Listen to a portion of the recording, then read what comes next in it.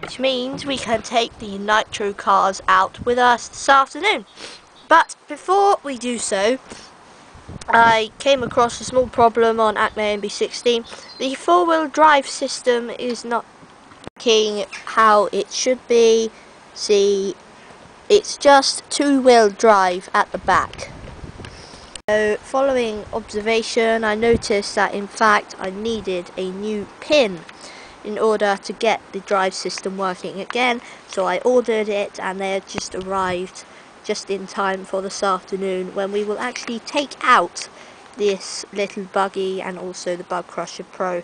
The other two cars, unfortunately, I can't use at the moment as they need a few parts. They have not arrived yet. Anyway, let's get going. What I've been having is a small pin on the coming from the differential gearbox just in here has gone missing.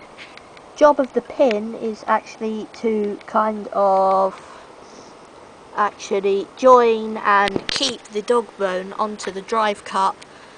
The pin kind of rotates the drive cup along with the dog bone. So at the moment the dog bone is rotating, but because there is no pin, the drive cup is not turning, and therefore the four-wheel drive system is not working correctly. Alright, so in order to remove the central differential gearbox,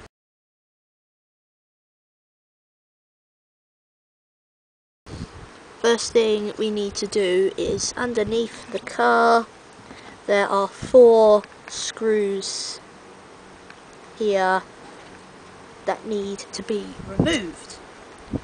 So the first thing we need to be doing is actually remove them screws from the car. When I say lifting them around like I've just done, you can take them off.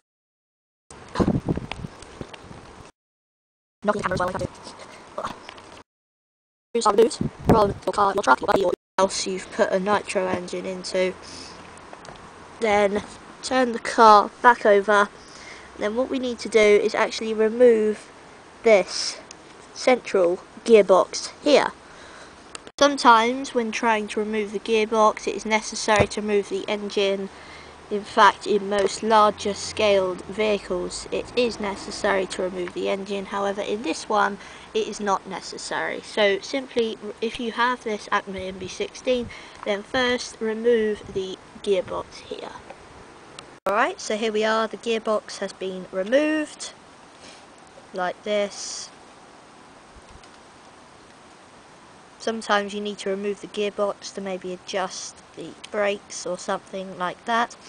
Also, replace the gears in here, they often go, especially when running off-road. Stones get jammed and strip the gears.